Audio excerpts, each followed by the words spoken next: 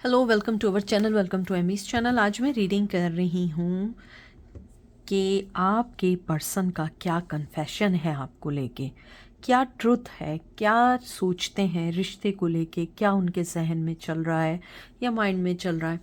मैं beginner guide tarot use कर रही हूँ और मैंने ये इंटेंशनली यूज़ किया है क्योंकि इसके अंदर जो पिक्चर है ये मुझे याद दिला रही है कि और एनर्जी फील करा रही है कि आपका पर्सन जो है वो किसी दो जगह या दो रास्तों के बीच में फंसा हुआ है। लेकिन फिर भी अगर वो कुछ कहना चाहे, अपनी आंखों पे से पट्टी हटा के कोई बात कहना चाहे, तो वो क्या आपको मैसेज देना चाहेंगे। हम उनकी एनर्जी पिक करेंगे और मैसेज कन्वे करेंगे। प्लीज़ जो चीज़ रेजोनेट करे वो लीजिएगा, जो चीज़ रेजोनेट ना करे वो नहीं लीजिएगा, ठीक है।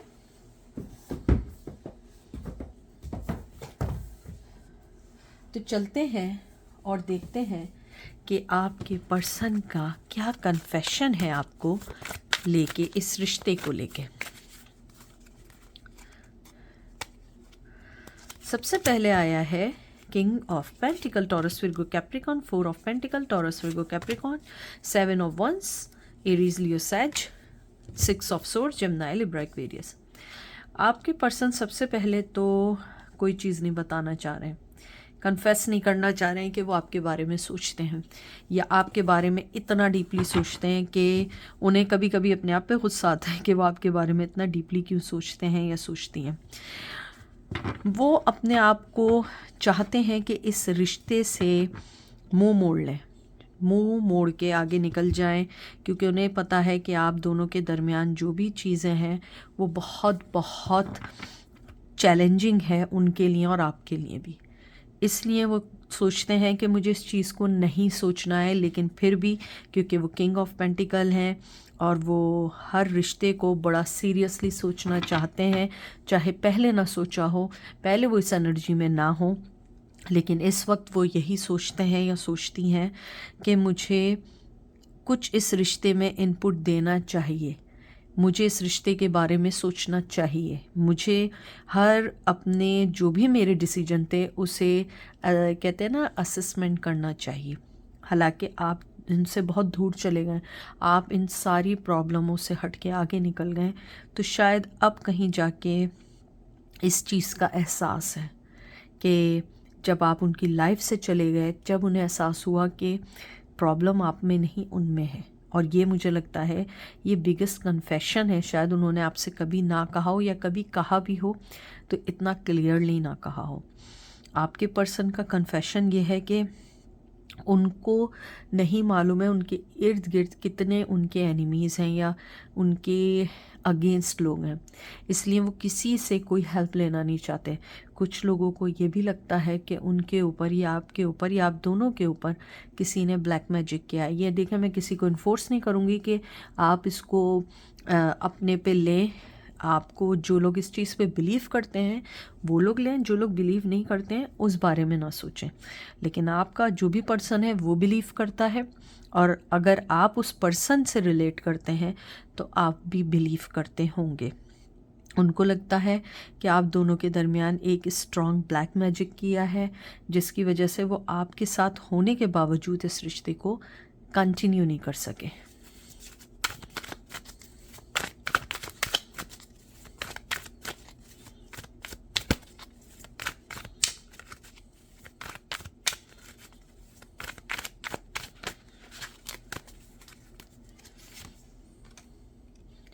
Knight of Swords, Gemini, Libra, Aquarius, 10 of Wands, Aries, Leo, Sag, Ace of Cup, Cancer, Scorpio, Pisces। आपके पर्सन जिस दिन अपने जो भी चीज़ें उनकी राह में या आप दोनों के रिश्ते में रुकावट है वो चीज़ें ख़त्म होंगी, वो आपके पास दौड़ के आएंगे। उन्हें लगता है कि आपके पास उन्हें फ़ौरन आना होगा या फ़ौरन आ जाएंगे। उनको लगता है कि उनका प्यार, उनका इमोशंस आपके साथ बहुत हद तक जुड़े हुए हैं, और डे बाय डे उन्हें लगता है कि उनकी फीलिंग्स आपके लिए बढ़ ही रही हैं, कम नहीं हो रही हैं। मुझे लगता है कि ये भी एक पॉजिटिव चेंज है कि आप उनकी लाइफ में नहीं हैं तो वो उस प्यार को, उस इमोशंस को अंडरस्टैंड कर रहे हैं या कर रही हैं। क्योंकि कभी कभी क्या होता है कि जब आप अपने प्यार को एवरीडे बेसिस पे फोर्स करते हैं ना कि मैं ये करती हूँ, मैं प्यार करती हूँ या करता हूँ, मैं तुम्हारे लिए ये कर सकता हूँ, तो क्या होता है कि वो पर्सन उस प्यार के बजाय ना वो दूसरे नेगेटिव पहलू को सोचता है या नेगेटिव साइड को सोचता है। आपके जाने के बाद उन्हें अंदाज़ा हुआ कि नहीं, इमोशंस बढ़ रहे हैं मेरे, कहीं ना कहीं मैं गलत था या गलत थी और मैं नेगेटिविटी को देख रही थी या देख रहा था। आपके पर्सन की लाइफ में जो भी बर्डन्स हैं वो उनको ख़त्म करना चाहते हैं, और जिस दिन ख़त्म होंगे वो तेज़ी से आपके पास आएंगे, क्योंकि उन्हें लगता है कि आपके पास जितनी तेज़ी से वो आएंगे उतनी तेज़ी से वो हर चीज़ को सॉल्व आउट कर लेंगे। लेकिन मुझे लगता है आप दोनों के दरमियान जो भी डिफरेंसेस हैं वो इतने ईजी नहीं है कि वो 1 मिनट में सॉल्व हो जाएं, क्योंकि कुछ लोगों को काफ़ी अर्सा हो चुका है। मुझे लग रहा है कुछ लोगों को मोर देन 10 ईयर्स हो चुके हैं और कुछ लोग बहुत अरसे से अलग हैं। मुझे बहुत स्ट्रॉन्ग आ रहा है कि कुछ लोग 2005-6 या कुछ लोग 2008 से सेपरेशन की उसमें है, नो कम्युनिकेशन में है। ज़रूरी नहीं है कि अगर आप लोग उस एयर में नहीं है तो ये आपके लिए नहीं है, यानी कि ये मोर स्पेसिफिक है, ये मोर स्पेसिफिक एनर्जी है। लेकिन रेस्ट ऑफ देम के लिए भी है ये कि हो सकता है कि आप लोगों को इतना अरसा हो गया नो कम्युनिकेशन में, या कुछ कम वक्त भी हुआ तो उन्हें उस चीज़ की फीलिंग्स का एहसास हो रहा है।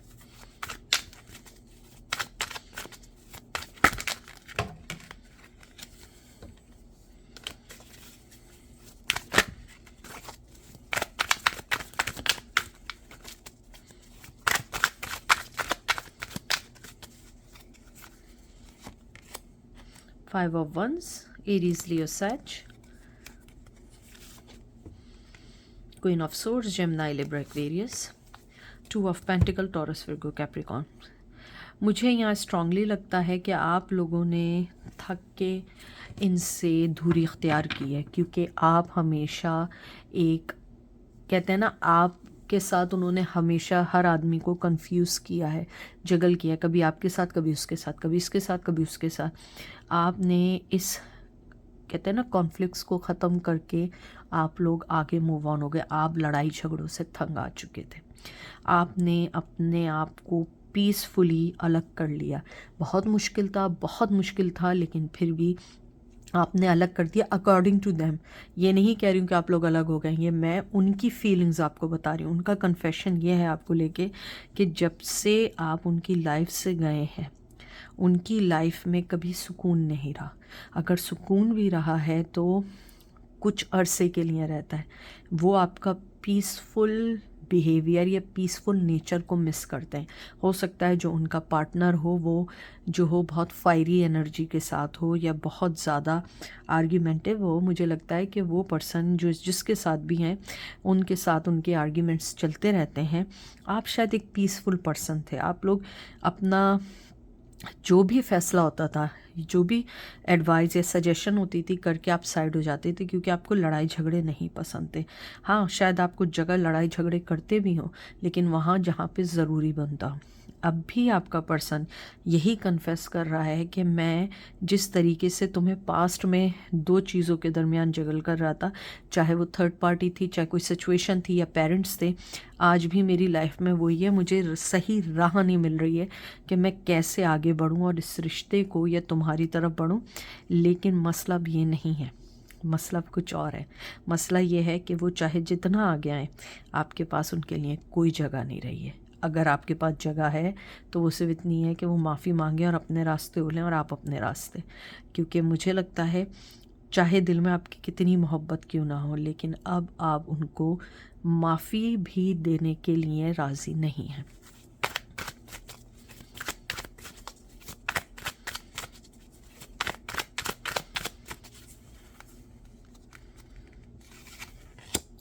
Ten of swords, Gemini, Libra, Aquarius.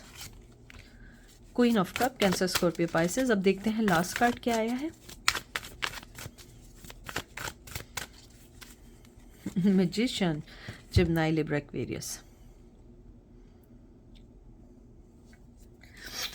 यहाँ पे मुझे जो एनर्जी आई है, मुझे लगता है आपका पर्सन जो है ना, वो आपको अपने आप को एक हारा हुआ व्यक्ति समझता है। उसे लगता है कि मैं अपनी ज़िंदगी के जितने मसले हल करता रहूं, लेकिन मसले मेरे कभी हल नहीं हो सकते हैं, क्योंकि आप हैं क्वीन ऑफ कप। चाहे मेल है या फीमेल है, ये एक एनर्जी है, ये नहीं है कि ये सिर्फ फीमेल्स के लिए है।